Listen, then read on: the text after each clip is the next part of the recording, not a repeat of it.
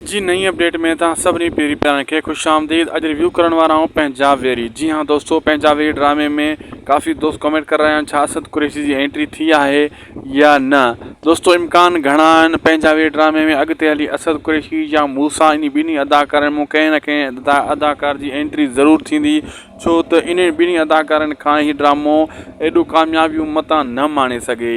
बहरहाल इन में हाजन तीवणो हिकु मेन करेक्टर आहे जंहिंजे करे ड्रामो फुल फ्लेज वञी सघे थो, कामयाबियूं माणे सघे थो। हाजन तीवणो सुठो करेक्टर आहे, लेकिन मूसा यानी लाला रफ़ीक ज़ौहर साहब जो एक्शन ॻाल्हाइण उन जो दाबदबो अलॻि आहे।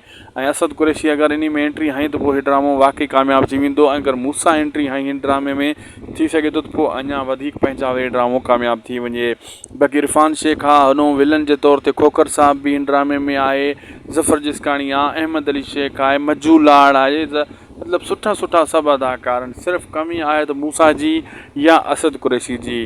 इन ॿिन्ही करेक्टरनि मां कंहिंजो बि मतिलबु हिकु करेक्टर अचे थो इन ड्रामे में ॿिन्ही अदाकारनि मां, पोइ त वाह थी वेंदी। हिन ड्रामे खे 4 चंड लॻी वेंदा।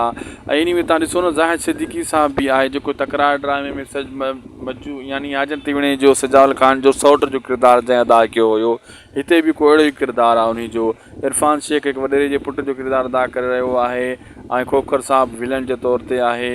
ऐं मतिलबु सिजावल ख़ान सुठो किरदारु करे रहियो आहे हिकु मतिलबु हीरो जे हिसाब सां। असगर चौधरी बि वॾा एक्शन वग़ैरह ॾेखारे थो पियो।